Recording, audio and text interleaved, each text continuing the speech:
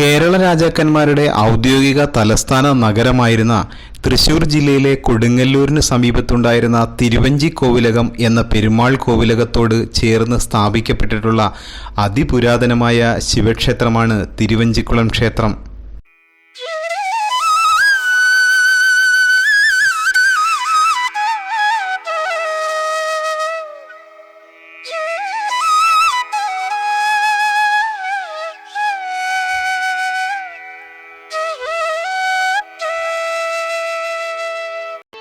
ചേര രാജാക്കന്മാരുടെ ആസ്ഥാനമായ തിരുവഞ്ചി കോവിലകമാണ് പിന്നീട് തിരുവഞ്ചിക്കുളം എന്ന പേരിൽ അറിയപ്പെട്ടു തുടങ്ങിയത്. തിരുവഞ്ചിക്കുളം ക്ഷേത്രത്തിലെ ശിവനാണ് ഇവിടുത്തെ പ്രധാന പ്രതിഷ്ഠ. ചേരന്മാൻ പെരുമാളുടെ വിഗ്രഹം പ്രതിഷ്ഠിക്കപ്പെട്ടിട്ടുണ്ട് എന്ന് വിശ്വസിക്കപ്പെടുന്ന ചരിത്ര പ്രധാന സവിശേഷതകളുള്ള ഹൈന്ദവ തീർത്ഥാടന കേന്ദ്രം കൂടിയാണ് തിരുവഞ്ചിക്കുളം ക്ഷേത്രം. രാജവംശത്തിൻ്റെ അടിത്തറകളായിരുന്ന കോവിലകമോ കൊട്ടാരമോ ഒന്നും തന്നെ ഇന്ന് നിലവിലില്ല.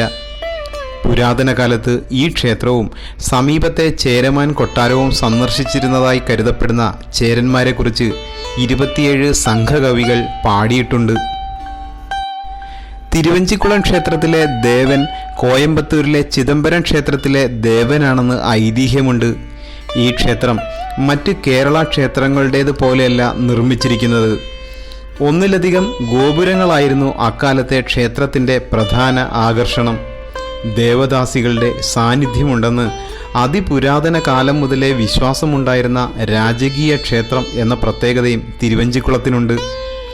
മേൽമക്കോദൈ എന്ന് സുന്ദരമൂർത്തി നായനാർ തിരുവഞ്ചിക്കുളം ക്ഷേത്രത്തിന് പേര് കൽപ്പിച്ചിരുന്നതായി ചരിത്രം രേഖപ്പെടുത്തിയിട്ടുണ്ട്. ഉറ്റ ചങ്ങാതിമാരായിരുന്ന സുന്ദരമൂർത്തി നായനാരെയും പെരുമാളെയും ഈ ക്ഷേത്രത്തിലെ ഒറ്റ ശ്രീകോവിലിൽ പ്രതിഷ്ഠിച്ചിരിക്കുന്നത് തന്നെ അവരുടെ ഊഷ്മള സൗഹൃദത്തിൻ്റെ തെളിവായി നിലകൊള്ളുന്നു. കോവിലകവും ക്ഷേത്രവും അക്കാലത്ത് പണി കഴിപ്പിച്ചത് വഞ്ചി രാജവംശമായ തൃപ്പാപ്പൂർ സ്വരൂപത്തിലെ പ്രസിദ്ധ രാജാവും 50ാമത് പെരുമാളുമായ ചേരമാൻ പെരുമാൾ കേരള പെരുമാളായി വാണിരുന്ന കാലത്ത് അവിടുത്തെ കൽപ്പന പ്രകാരം നിർമ്മിച്ചതാണ്. ചേര രാജാക്കന്മാരുടെ കുടുംബക്ഷേത്രമായും പരദേവതാ ക്ഷേത്രമായുമെല്ലാം കണക്കാക്കുന്നത് തിരുവഞ്ചിക്കുളത്തപ്പനെയാണ്. ചരിത്രരേഖകളായ തേവാരപതികത്തിലും പെരിയ പുരാണത്തിലുമെല്ലാം അഞ്ചേക്കുളം എന്നാണ് ഇവിടം അറിയപ്പെട്ടിരുന്നത്. കാലങ്ങൾക്കിപ്പുറം സാമൂതിരിയുടെ ആക്രമണത്തെ തുടർന്ന് പെരുമ്പടപ്പ് സ്വരൂപത്തിന് പിടിച്ചു നിൽക്കുവാൻ കഴിയാതെ തലസ്ഥാനം വഞ്ചിയിലേക്ക് മാറ്റിയിരുന്നു. അങ്ങനെയാണ് കൊച്ചി രാജാവിൻ്റെ പ്രധാന ക്ഷേത്രമെന്ന പദവി പെരിയ പുരാണത്തിൽ അഞ്ചേക്കുളം എന്ന് വിശേഷിപ്പിക്കുന്ന തിരുവഞ്ചിക്കുളത്തിന് ലഭിച്ചത്. അതോടെ അഞ്ചേക്കുളം തിരുവഞ്ചിക്കുളം കൊച്ചി രാജ്യത്തിൻ്റെ ഭാഗധേയമായി മാറി.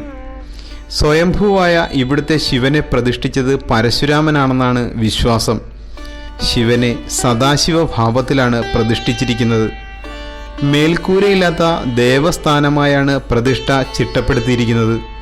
ദ്രാവിഡ സംസ്കാരത്തിൻ്റെ കേന്ദ്രീകൃത ശൈലിയിൽ നിർമ്മിക്കപ്പെട്ട ക്ഷേത്രം പുരാതന കാലത്തെ അതിബൃഹത്തായ ദേവാലയമായി കണക്കാക്കപ്പെട്ടിരുന്നു. ചേരമാൻ പെരുമാൾ എന്ന വിസ്തൃത നാമത്തിൽ അറിയപ്പെട്ടിരുന്ന ദേവരാഷ്ട്ര രാജാവായിരുന്ന കേരള പെരുമാൾ സ്ഥാനപരിത്യാഗത്തിന് ശേഷം തപോവൃത്തിയിൽ ഏറെക്കാലം ചിലവഴിച്ചതും തിരുവഞ്ചിക്കുളം ക്ഷേത്രത്തിലാണ്. ഇവിടെ നിന്നാണ് അദ്ദേഹം സ്വർഗസ്ഥനായത് എന്നാണ് മറ്റൊരു വിശ്വാസം. ഇദ്ദേഹത്തിൻ്റെ കാലഘട്ടത്തിലാണ് ഈ ക്ഷേത്രം അവസാനമായി പുതുക്കിപ്പണിതത്. ചിലപ്പതികാരത്തിൻ്റെ കർത്താവായ ഇളങ്കോവടികളുടെ ആരാധനാമൂർത്തിയും തിരുവഞ്ചിക്കുളം മഹാദേവനായിരുന്നു.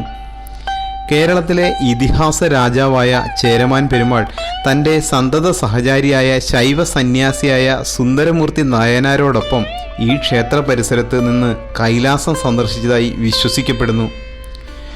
പ്രസ്തുത ദിവസം വർഷം തോറും മലയാള മാസമായ കർക്കിടകത്തിലെ സ്വാതി നക്ഷത്ര ദിനത്തിൽ തമിഴ് സമൂഹം കെങ്കേമമായി ആഘോഷിക്കുന്നുണ്ട്. തമിഴ് ശൈവ പാരമ്പര്യമനുശാസിക്കുന്ന കേരളത്തിലെ ഏക ശൈവ തിരുപ്പതി ക്ഷേത്രം കൂടിയാണ് തിരുവഞ്ചിക്കുളം ക്ഷേത്രം. ഇന്ന് കേന്ദ്ര പുരാവസ്തു വകുപ്പിന് കീഴിലെ ഈ ക്ഷേത്രത്തിൽ നിന്ന് ലഭിച്ച 12ാം നൂറ്റാണ്ടിലെ നിരവധി ശിലാലിഖിതങ്ങളിൽ ക്ഷേത്രചരിത്രത്തെ സംബന്ധിക്കുന്ന വ്യക്തമായ സൂചനകളാണ് ലഭിച്ചിട്ടുള്ളത്.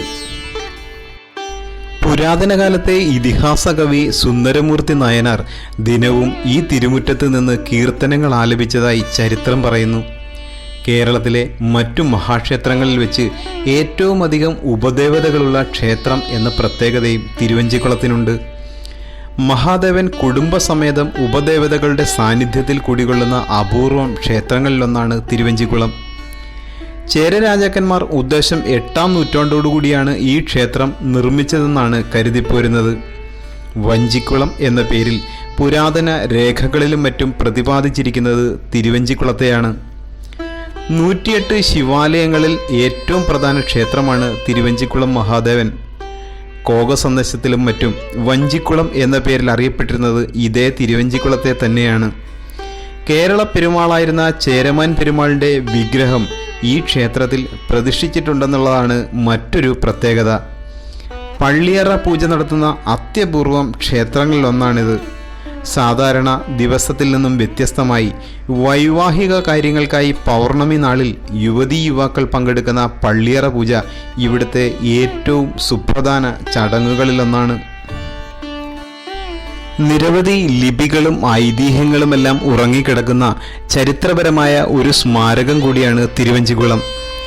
ക്ഷേത്രത്തിന് തെക്ക് കിഴക്കായാണ് ക്ഷേത്രച്ചിറ സ്ഥിതി ചെയ്യുന്നത്. അഗ്നികോണിൽ ക്ഷേത്രച്ചിറ അരുതാത്തതാണെങ്കിലും പണ്ട് പുരാതന കാലം മുതലേ തീർത്ഥക്കുളത്തിൻ്റെ സ്ഥാനം ഇവിടെ തന്നെയാണ്. നൂറ്റാണ്ടുകളായി ഈ ക്ഷേത്രം കൊച്ചി രാജ്യങ്ങളുടെയും കോഴിക്കോട് സാമൂതിരിയുടെയും ഭരണ കേന്ദ്രമാണ്. ഇന്നിത് കൊച്ചിൻ ദേവസ്വം ബോർഡിൻ്റെ ഭരണത്തിൻ കീഴിലാണ് നിയന്ത്രിക്കപ്പെടുന്നത്. 1670 ഡച്ചുകാർ ക്ഷേത്രം ആക്രമിച്ചപ്പോൾ സാമൂതിരിക്ക് ചേരമാൻ പെരുമാൾ നൽകിയതായി കരുതപ്പെടുന്ന വാൾ പിന്നീട് എപ്പോഴോ കത്തിച്ചതായി പരമ്പരാഗത കഥകൾ പറയുന്നുണ്ട്.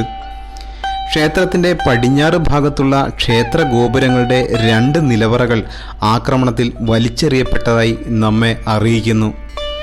പിന്നീട് ടിപ്പു സുൽത്താൻ്റെ കാലത്ത് ഈ ക്ഷേത്രം ആക്രമിച്ചതിന് മതിയായ തെളിവുകളുണ്ട്. ഇന്ന് പടിഞ്ഞാറ് വശം കാണപ്പെടുന്ന തകർന്നടിഞ്ഞ ഗോപുര അവശിഷ്ടങ്ങൾ ചേര രാജവംശ ചരിത്രത്തിൻ്റെ അസ്തിത്വത്തിലേക്കാണ് വെളിച്ചം വീശുന്നത്. ടിപ്പുവിൻ്റെ ആക്രമണത്തിൽ തകർന്ന അടിത്തറയുടെ അടയാളങ്ങൾ മാറ്റങ്ങളൊന്നുമില്ലാതെ ഇന്നും തുടരുന്നുണ്ട്. കിഴക്കേ ഗോപുരനടയ്ക്ക് സമാനമായി പടിഞ്ഞാറേ നടയിലുണ്ടായിരുന്ന ഗോപുരമാണ് ആദ്യം ഡച്ചുകാരുടെയും പിന്നീട് ടിപ്പുവിൻ്റെയും ശക്തമായ ആക്രമണങ്ങൾക്ക് വിധേയമായത്. വൈദേശികരുടെ ലക്ഷ്യം സമ്പത്ത് മാത്രമായിരുന്നെങ്കിൽ ടിപ്പുവിൻ്റെ ലക്ഷ്യം നിരവധിയായിരുന്നു. തിരുവിതാംകൂറിലേക്ക് കടക്കുവാനുള്ള ടിപ്പുവിൻ്റെ പ്രയാണം ഏറ്റവും കൂടുതൽ നാശനഷ്ടമുണ്ടാക്കിയത് കൊച്ചി നാട്ടുരാജ്യത്തിനാണ്. അങ്ങനെ കൊച്ചിയിലെ നിരവധി ക്ഷേത്രങ്ങളും മറ്റും ആക്രമണങ്ങൾക്ക് വിധേയമായി. തിരുവഞ്ചിക്കുളം ക്ഷേത്രത്തിൻ്റെ പടിഞ്ഞാറേ ഗോപുരം പൂർണ്ണമായും ആക്രമണത്തിൽ തകർത്ത് കളഞ്ഞു. ഇന്ന് അടിത്തറ മാത്രമാണ് നിലവിലുള്ളത്. ക്ഷേത്രത്തിന് കിഴക്കുവശത്താണ് പ്രധാന ഗോപുരം സ്ഥിതി ചെയ്യുന്നത്.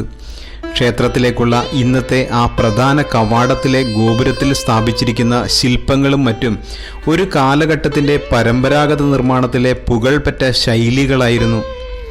ശൈവമതത്തിൻ്റെ പ്രഭവകാലത്ത് ഇവിടേക്ക് പലായനം ചെയ്ത വിശ്വാസികളുടെ കരവിരുതിലോ അല്ലെങ്കിൽ അതിനിപുണന്മാരായ നൂറുകണക്കിന് ശില്പികളുടെയോ മറ്റോ സഹായത്താലായിരിക്കാം ഈ ഗോപുരം നിർമ്മിക്കപ്പെട്ടത്. ഗോപുരത്തിലെ ഛായാചിത്രങ്ങളും എണ്ണമറ്റ നിരവധി ശില്പങ്ങളുമെല്ലാം പോയ കാലത്തെ രാജപാരമ്പര്യം വിളിച്ചോതുന്ന നിർമ്മിതികളാണ്. അതിവിശാലമായി 3 നിലകളായി പണിതിരിക്കുന്ന ആ ഗോപുരം ക്ഷേത്രത്തിനകത്തെ പഴമയെ പുത്തൻ കാലഘട്ടത്തിലേക്ക് പരിചയപ്പെടുത്തി കൊടുക്കുന്ന കവാടം കൂടിയാണ്. ആ ശില്പ മാതൃക അധികം കേടുപാടുകൾ കൂടാതെ ഇന്നും നിലനിൽക്കുന്നു. ക്ഷേത്രത്തിലെ നമസ്കാര മണ്ഡപത്തിൽ ഒരു ശാസ്ത്രബാഹ്യ ക്ഷേത്രം തകർത്തതായും കൊച്ചിയിലെ പാലിയത്ത് ഗോവിന്ദനച്ചൻ്റെ നേതൃത്വത്തിൽ പുതുക്കിപ്പണിതതായും പറയുന്ന ഒരു ലിഖിതമുണ്ട്. മലയാള ലിപിയിലെഴുതിയ സംസ്കൃത ശ്ലോകമാണ് ലിഖിതത്തിലുള്ളത്. മലയാണ്മ ലിപിയിലേതും വട്ടെഴുത്തിലുമുള്ള നിരവധി ലിഖിതങ്ങൾ ക്ഷേത്രത്തിൻ്റെ പല ഭാഗങ്ങളിൽ നിന്നും ലഭിച്ചിട്ടുണ്ട്. പുരാവസ്തു വകുപ്പിൻ്റെ നിയന്ത്രണത്തിലാണ് ക്ഷേത്രം നിലവിലുള്ളതെങ്കിലും ഗവേഷണങ്ങളുടെയും പര്യവേഷണങ്ങളുടെയും അപര്യാപ്തത നിമിത്തം നിരവധി ചരിത്ര വസ്തുതകളാണ് യാഥാർത്ഥ്യങ്ങളുടെ കണക്കിൽപ്പെടാതെ ഇന്നും കാണാമറയത്ത് നിൽക്കുന്നത്. സമ്പന്നമായ ഒരു രാജ്യത്തിൻ്റെ മഹിമയെ എക്കാലത്തും നിലനിർത്തുവാൻ ചേര രാജാക്കന്മാർ കാട്ടിയ ആ പൈതൃകം തിരുവഞ്ചിക്കുളം ക്ഷേത്ര രൂപത്തിൽ ഇന്നും ഈ മണ്ണിൽ നിലനിൽക്കുന്നു. നന്ദി, നമസ്കാരം.